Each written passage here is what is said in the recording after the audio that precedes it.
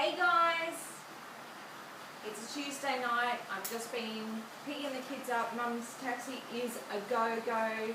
So we've got in the door and everyone's starving. Now what I want to show you is a really quick and easy flatbread that you can either use alongside a casserole like I've made this evening, an Italian casserole. So what we're going to do is dip the bread into the casserole, or you can use it as a pizza base, or you might like to have it alongside a curry, as you would with any Indian bread.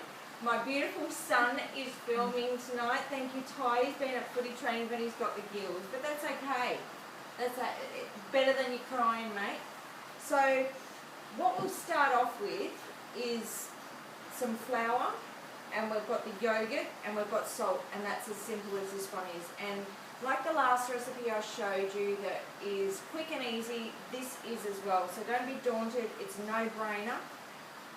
My boss used to always say it's a no-brainer, and that would make me very nervous because if I stuffed it up, it made me feel a little bit insecure. But anyway, I've got some self-raising flour here. If you don't have self-raising flour, some plain flour and maybe a pinch of baking powder. You might want to experiment with some wholemeal flours or rye flour. It's up to you. So what I've got, this is the quantities I like to use, and this is good for my little family of 4. But I've got a cup of flour to half a cup of plain yogurt. So I've got my Tama Valley again, which you know that I totally adore. Okay, so the quantities are 1 cup to half a cup of yogurt. Thanks, Ty. Okay, so just putting that into a bowl, and I've got some Himalayan sea salt, the best salt in the world. I'm just going to mix that together with my spoon, ever so roughly, before I get my hands in there. But you can see it just comes together. You want to push the spoon down, mix it together.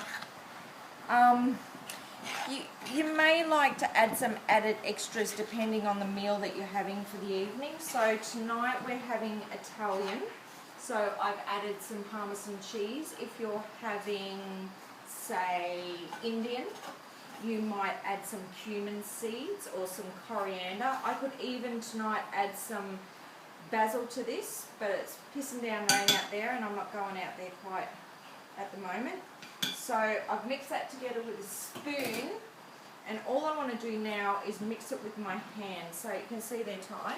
I'm going to mix it together into a ball and just move that around, and we're gathering all of that flour. Now oops daisy, if it's a little bit dry, you might like to add a little bit more flour, but that is basically it. We don't want to overwork that at all, and it doesn't look like a lot, but I tell you, it will go a fair way. So that is it.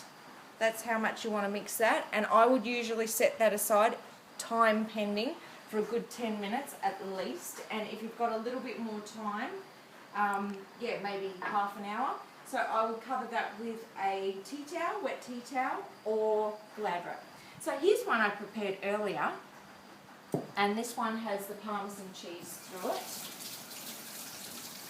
The one I've showed you is just the basic one. So what I want to do now is, you can see that is, I've put a little bit of water on there, but that is a groovy little bundle of joy.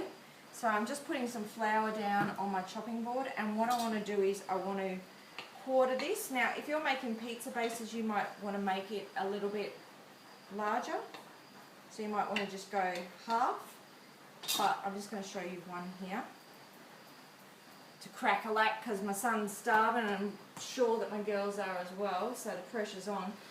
But you can see there I've just put some flour down, and I just want to roll that out, moving it around, and the flour of course is going to help it not stick. Now behind me on my trusty stove, I've got a griddle pan. Now you may have a fry pan, or you might want to do it on the barbecue. So I've had that little pan, I kid you not, for maybe 20 years. and I bought it from the Army Disposal for about $10, and it's just been my best friend. So great for steaks if you want to do some sausages inside. It just gives that nice barbecuey, smoky flavour. So as you can see, just like so. And here I've got some oil, and I've mixed it with a bit of garlic. That's my flavour of choice. And I just want to brush a bit of that on. Then a little sprinkling of salt. And I'm going to take it over to here next time. Put it down with our garlic side down. I'm going to pump up the jam a bit there with the heat. It was smoking before, so you want to move that a little bit, and you'll see it doesn't take much time at all. It will start to bubble, and that's a good thing. So you can smell that garlic coming through. Even if I was making these for pizzas, I would probably make them bigger, and I'd do them in a fry pan, and I would quickly cook each side of it, and then I would top it with my tomato, cheese, the homemade salami. So have a look there, Ty. See the bubbles are coming through? It's alive. It's alive! So we just want to give that another nice brush on this side, because we're about to flip that. But that smells like a bloody pizza restaurant, I tell ya. Look at that bubble. That is gorgeous. So it doesn't take long at all. Give it a flip over. Look at that. Now, Ty, would you agree that that's your favourite bread? Yes. You said it the other night. It's documented now. And that is basically it. So just going to cook the other side for another 30 seconds or so, and that's as hard as that gets. I love it. And so this, my kids will dip into their casserole along with a beautiful salad this evening. Feed the kids and everyone's happy. So there you go, guys.